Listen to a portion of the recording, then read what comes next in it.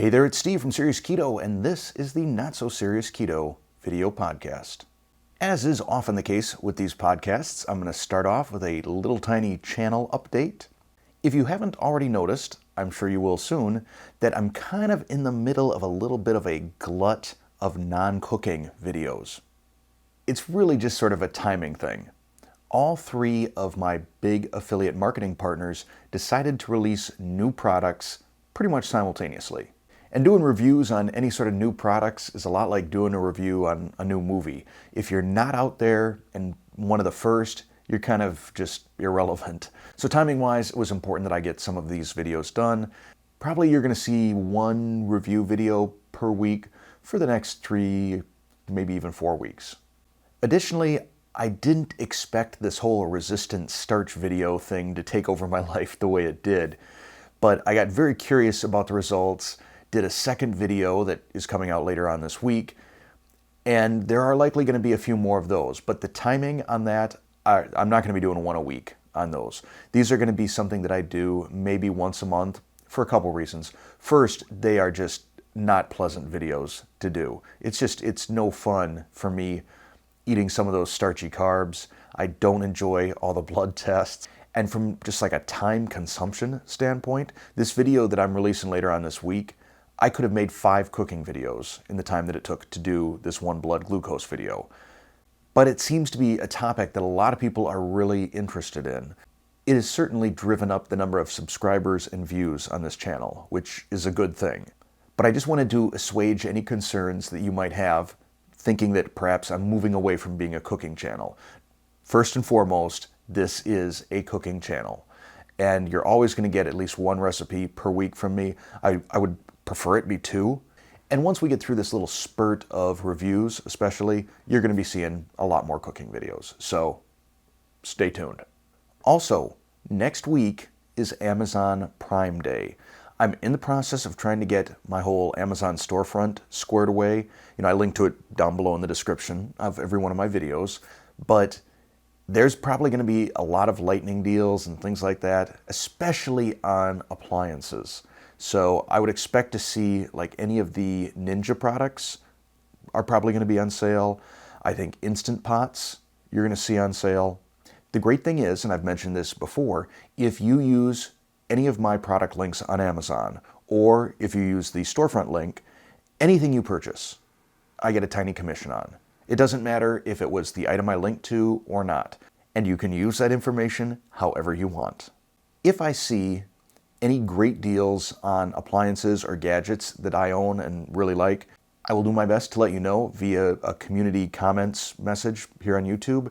I am going to be traveling that day, so, no promises. But that's October 13th, I'm pretty sure is the date.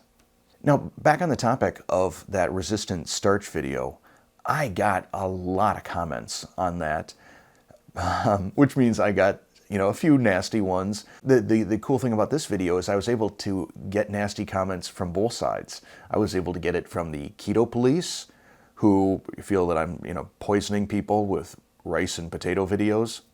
And I got it from vegans and standard American diet people who were telling me how stupid keto is. But I don't want to focus on the negative. I want to focus on a particular positive comment that I got that I'm going to share with you right now. We'll call it the comment of the week. And I'm reading this verbatim. I will be touching myself to this video. That's very sweet. Thank you, Jeff. Last week's podcast was the first podcast where no one figured out what the little figures were behind me.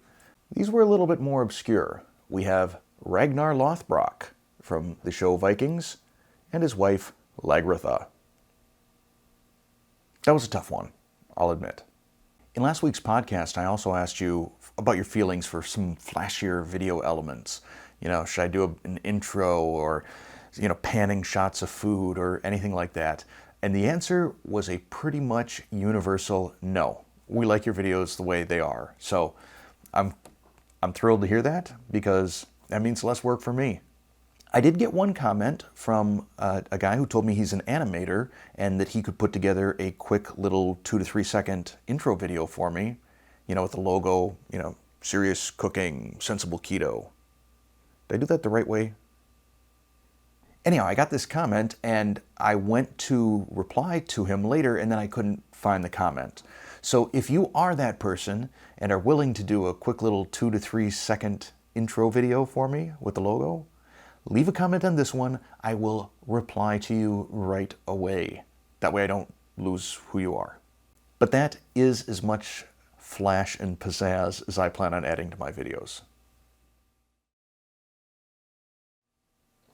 For this next segment, I'm going to pivot back into teaching mode and talk in a way about one of the classes that I used to teach regularly when I was a corporate trainer, and that is on influencing skills. Because I've had a number of you ask me, how can I convince this friend, this family member, this coworker that keto is a good thing and that he or she should give it a try?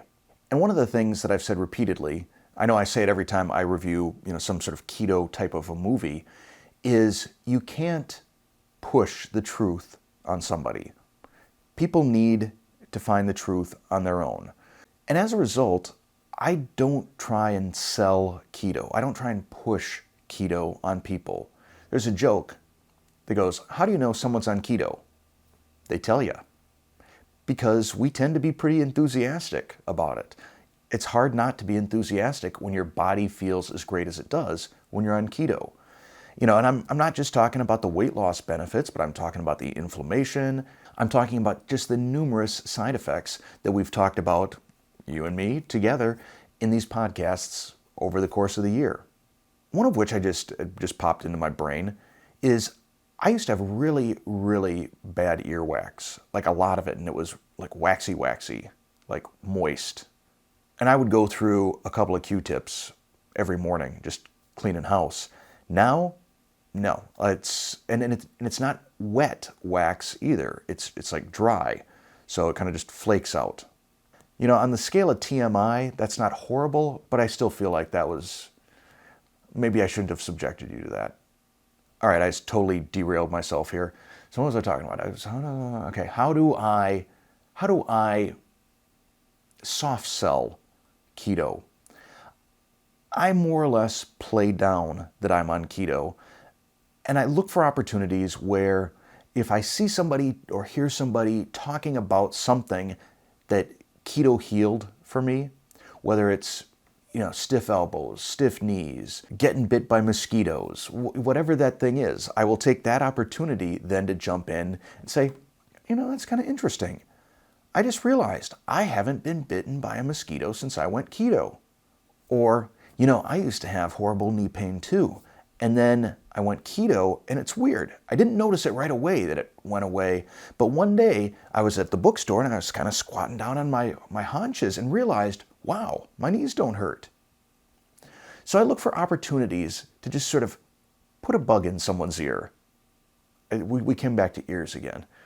But to just sort of plant that little seed in someone about keto.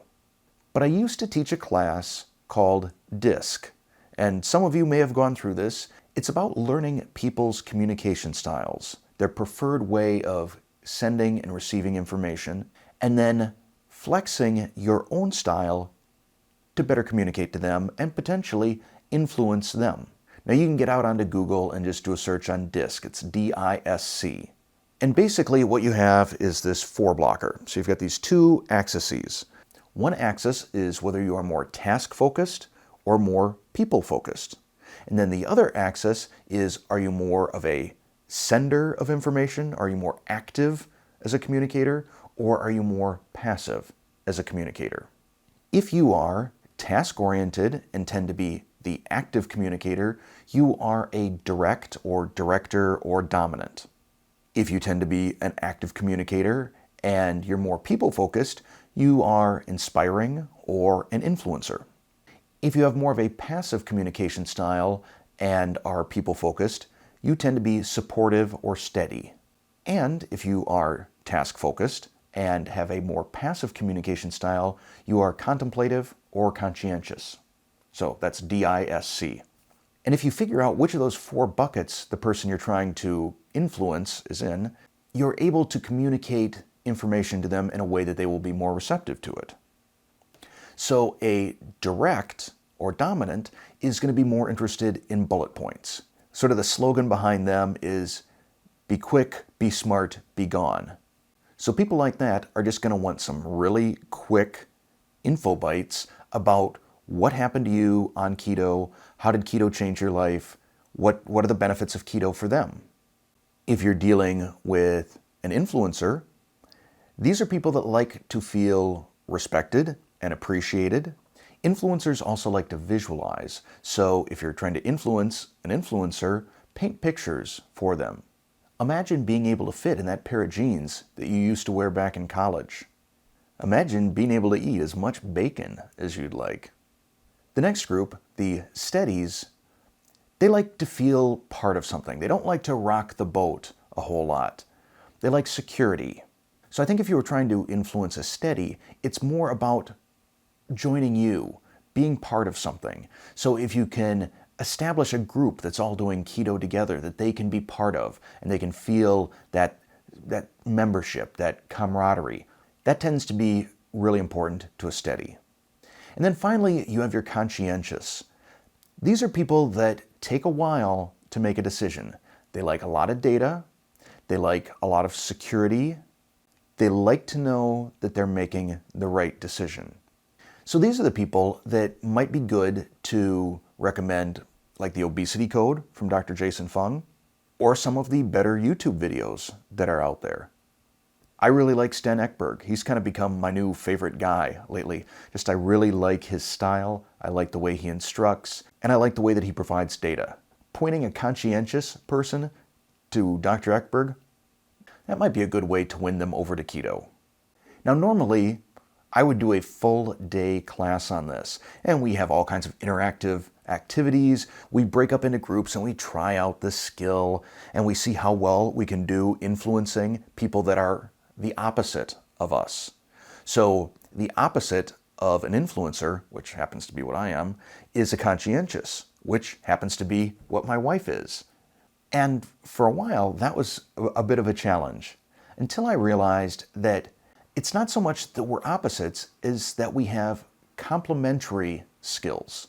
I may be the sort of person that rushes into something because it seems like a stylish thing to do. It's new, it's novel. I'm going to buy that Dash Mini bunt maker. Whereas my wife tends to like to think things through, talk things through, etc. So it creates a balance, but it also means that I can't sell to her the way that I would want to be sold. And like I said, when I teach this class, it is a full day of activities, so you can really start to reinforce some of these skills so that then you can turn around and use them, whether you're in sales and marketing, or just trying to convince your family, here's where we should go for vacation, or here's where we should go for dinner, or here's why you should all go keto. But I'm not sure how much of this whole DISC thing is sort of proprietary, so I'm reluctant to go a whole lot more in detail in this video. A number of you have told me your Myers-Briggs personality type in some of the video comments, and that can also be sort of tied to your communication style, but DISC is a lot simpler, and you can get out onto Google, just do a search. There's probably some simple and free online tests that you can go through. It's kind of interesting. Understand yourself, understand others, communicate better.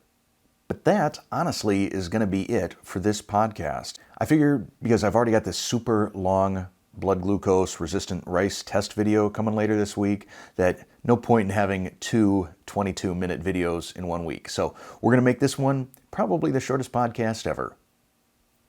Thanks for watching or listening.